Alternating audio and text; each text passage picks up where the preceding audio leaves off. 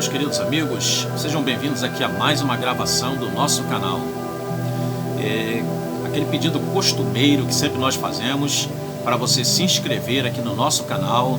Ao ver esse vídeo, inscreva-se aqui no nosso canal. É bem simples e muito prático. Basta apertar aquela palavrinha escrito inscrever-se em letra vermelha e você já estará inscrito aqui no canal.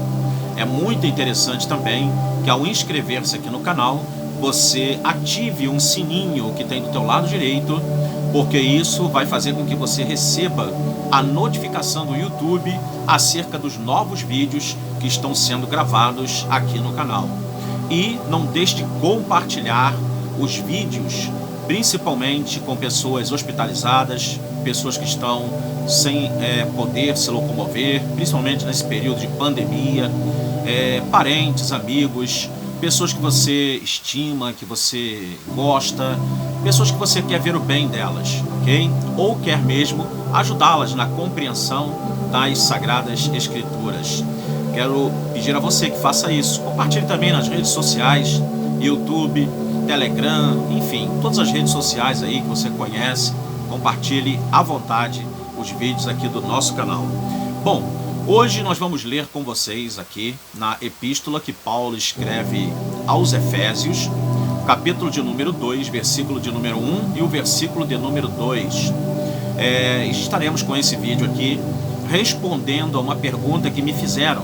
A grande parte dos vídeos aqui produzidos no canal são acerca de perguntas que as pessoas me fazem e eu tenho o maior prazer de responder essas perguntas de acordo com a minha capacitação, não é? Com a minha capacidade, com a compreensão que eu tenho da palavra de Deus. Eu costumo sempre dizer, e repito mais uma vez, eu não sou a última palavra na revelação de Deus. Há pessoas muito sábias, muito doutas, e que estas pessoas podem dar até mesmo uma resposta bem mais conclusiva até do que a minha. Então fique à vontade aí para ouvir e ver outros homens de Deus e assisti-los respondendo questões acerca da palavra de Deus. Eu próprio faço isso. Eu confesso a vocês que eu sou inscrito em vários canais e eu me comprazo em ouvir homens de Deus e mulheres de Deus falando acerca das coisas de Deus. Isso é algo muito importante e isso é muito bom, porque nós não estamos numa disputa, nós estamos aqui para o engrandecimento do reino de Deus.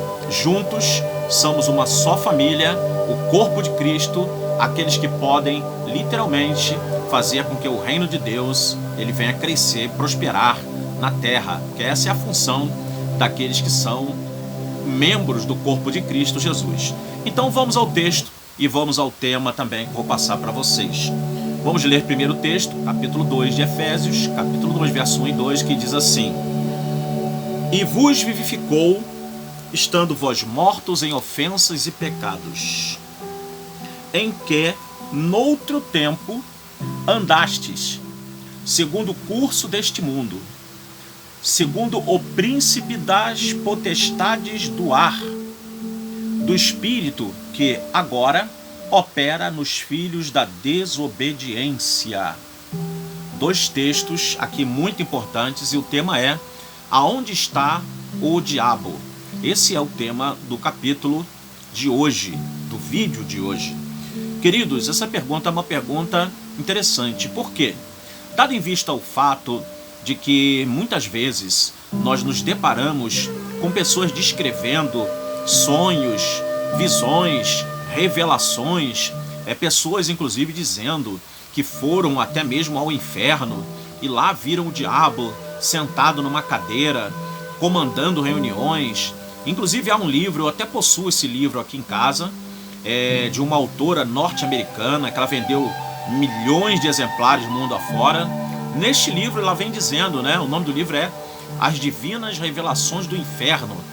O nome já começa errado, né, porque o inferno é um lugar, uma palavra latina, tá bom? Essa palavra não está na Bíblia, no idioma grego nem no idioma hebraico, é uma palavra de origem latina, infernos, né, no latim, e não está na Bíblia, hebraica e grega, ok?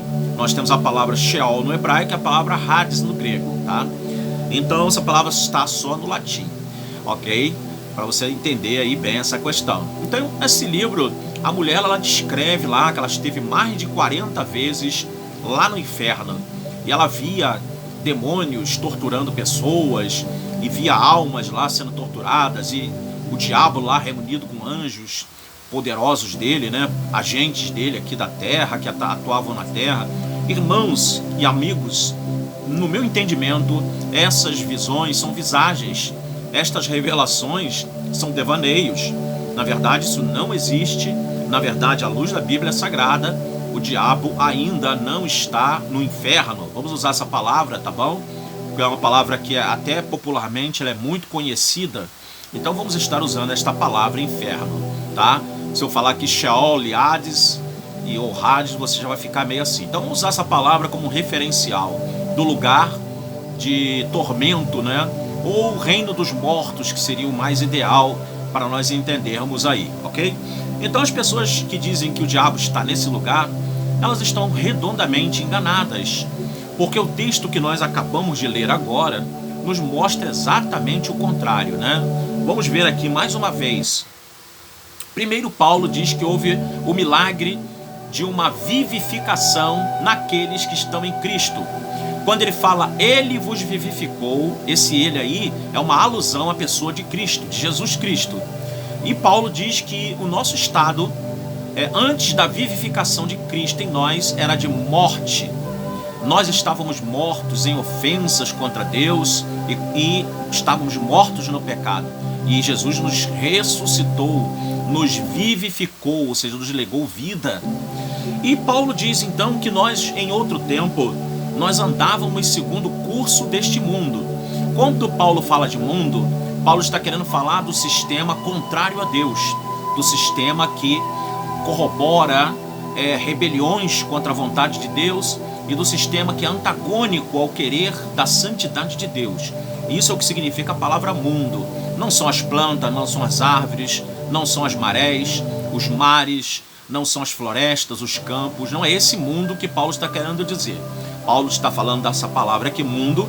Ela é muito usual, inclusive na linguagem de Paulo, para falar de fato de um mundo que é antagônico e contrário a Deus, de um mundo que não é partidário daquilo que Deus quer, e da vontade, consequentemente, de Deus, ok? Para você entender. E Paulo diz que nós estávamos nesse curso e diz que nós também estávamos andando segundo o príncipe das potestades do ar. Esse título, príncipe das potestades do ar, ele tem algumas interpretações. Eu vou dar duas delas. Quando diz príncipe, está se referindo aqui ao espírito, né? Diz lá que esse príncipe é um espírito, do espírito que agora atua nos filhos da desobediência. Uma linguagem bem judaica, né? Já que os judeus eles atribuíam a filiação de alguma coisa a um pai, né? Pai da mentira, filho da mentira, pai da perdição, filhos da perdição. Judas é chamado de filho da perdição, filho de Davi. No caso, Jesus foi muitas vezes chamado filho de Davi, mas todos que eram descendentes de Davi podiam arrogar-se também de serem chamados de filho de Davi, sendo que o filho de Davi por excelência foi Jesus.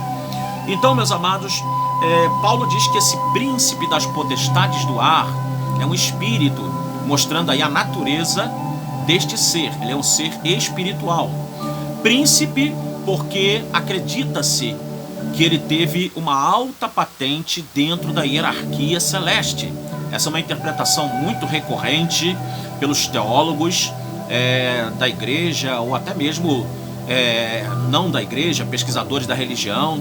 Eles são de opinião como esta que eu estou apresentando aqui, que o inimigo, né, o diabo, o Satanás, ele era um ser hierarquicamente muito elevado.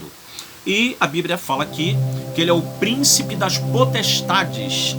Potestades são poderes, e esses poderes são do ar, E acredita-se então com esta expressão que Satanás possa ter um reino nas alturas, um reino, não um reino celestial, tal como é o reino de Deus, mas que ele, como é um imitador de Deus, imitador das coisas de Deus, já que Deus está num trono, num reino todo-poderoso, cercado de anjos, arcanjos, querubins, serafins, 24 anciãos, e toda a potestade celestial está ali com ele. Então Satanás, ele conhece isso, ele então organiza o seu reino. E Jesus, ele até diz que esse reino é bem organizado, porque Jesus fala, olha, se o reino dele está dividido, de Beelzebu, obviamente eles estão expulsando Beelzebu contra Beelzebu. E isso não acontece, porque um reino dividido não prospera. Jesus não quis dizer ali que o reino dele está dividido. Pelo contrário, Jesus usa até um pronome possessivo para falar que ele tem seus anjos. Lá em Mateus capítulo 25, verso 44 a 45, se a memória não falha. Jesus fala Satanás e seus anjos, um pronome possessivo, para mostrar-nos que ele tem anjos que são possessivamente dele, mostrando a sua hierarquia, a sua organização, a sua liderança sobre esses seres do mal, que são os anjos caídos, ou demônios, que é a mesma coisa, ok? Então, queridos, aonde está o diabo? O diabo está atuando no ar e está atuando nesta terra, porque diz aqui, andavam segundo o curso deste mundo, segundo o príncipe das potestades do ar, que agora opera nos filhos da desobediência. Então vemos que há uma operação do mal, do inimigo das nossas almas, nos filhos da desobediência, que é uma alusão aos homens, à raça humana, à humanidade. Filhos da desobediência aqui é uma alusão a todos aqueles que andam segundo o curso deste mundo, que é, como eu expliquei, não é o mundo das plantas, das árvores, das marés, dos mares, das montanhas, não é esse mundo, mas é um mundo que é antagônico à vontade de Deus, do mundo que faz e pratica a maldade. É esse mundo que ele comanda. E é também dito por Pedro que ele anda ao derredor, bramando como leão, buscando a quem possa tragar. Então vemos que ele tem uma atividade destrutiva e destruidora. Ele brama como leão, buscando a quem possa tragar. Vemos ele atuando também lá no primeiro homem, na primeira mulher. Ele atua sobre a vida da mulher. Então, aonde estava ele? Ele estava no inferno? Não, ele estava lá no Éden, no jardim de Deus, atuando na forma daquela serpente para tentar a mulher contra a vontade de Deus, que dizia para não tocar na árvore do conhecimento do bem e do mal. E lá ele atua na mulher. Então, a Bíblia, em maneira nenhuma, ela nos mostra que ele está preso no inferno, ou que ele está fazendo reuniões no inferno. Isso é mito, isso daí é uma lenda urbana evangélica, e você tem que se libertar dessa lenda. Você tem que se libertar desse conceito, desta ideologia antibíblica. Tá ok, meu querido? Vemos Jesus também, que ficou lá no deserto 40 dias. E a Bíblia diz que ele foi tentado pelo diabo. O diabo não estava em inferno, coisa nenhuma. Estava ali para confrontar o Filho de Deus, Jesus. Nós vemos que ele atua até no ministério de Jesus, a ponto de Jesus repreender a influência dele sobre Pedro. Jesus também diz que Satanás requereu a Pedro e aos demais apóstolos, mas requereu a Pedro para peneirar Pedro, a fim de que ele viesse a pecar e se desviar da presença de Cristo. Mas Cristo diz que orou ao Pai por Pedro. Então vemos que ele atuou no colégio apostólico, ele atuou contra Cristo. Paulo fala que tentou ir até os Gálatas, na Galácia, mas Satanás o impediu de ir até lá. Não sabemos qual foi esse impedimento, mas Paulo fala isso. Então vemos evidências na Bíblia Sagrada de que ele, o inimigo das nossas almas, o príncipe das potestades do ar, o príncipe deste mundo, conforme Jesus o chama lá no Evangelho de João também, e Jesus fala que esse príncipe do mundo não tem nada com ele. Em outras palavras, a natureza de Cristo é totalmente antagônica à natureza deste príncipe deste mundo, que é um dos títulos dados ao inimigo das nossas almas, ou Satanás, ou diabo. Então, você agora, querido, pode tirar suas conclusões à luz da Bíblia Sagrada. A Bíblia não fala-nos que ele está preso no inferno, fazendo reuniões, nada disso. A Bíblia nos diz no livro do Apocalipse que ele será lançado no Guiena, ou seja, no lago que arde com fogo e enxofre. Ali sim, ele estará para ser atormentado, diz a Bíblia. e serão atormentados pelos séculos dos séculos. Satanás, que é lançado lá, e a besta e o falso profeta, que já estavam lá no período em que Jesus instaura o milênio aqui na terra. Então 1000 anos depois, a besta e o falso profeta estavam lá e seriam atormentados juntamente com Satanás e todos que não são achados escritos no livro da vida. Ali sim, ele será lançado para ser atormentado e não atormentar. Esse negócio de Satanás ser rei do inferno, pelo contrário, ele estará em um grau de punição, não é? Que eu acredito que há graus de punições, até para aqueles que desobedeceram a Deus, até para aqueles que serão condenados. Isso é um assunto para outro vídeo, ok? Mas eu creio que há graus de punições, e eu creio que Satanás terá uma punição muito grande, e outras pessoas terão punições menores, ok? Então tá aí esse vídeo para te ajudar, para você compreender um pouco melhor acerca desta pergunta que me fizeram, que eu achei interessante, e falei, vou gravar um vídeo para responder não só você, mas como também as demais pessoas que têm dúvida desse tema aí. Aonde está Satanás? Está livre e atuando no planeta Terra, atormentando, tentando, seduzindo, ele tentando o máximo levar pessoas para perto dele, para assim essas pessoas serem afastadas de Deus, da sua vontade, e consequentemente serem condenadas. Então vá a Cristo, creia em Cristo, entregue sua vida a Cristo e deixa Cristo trabalhar em você.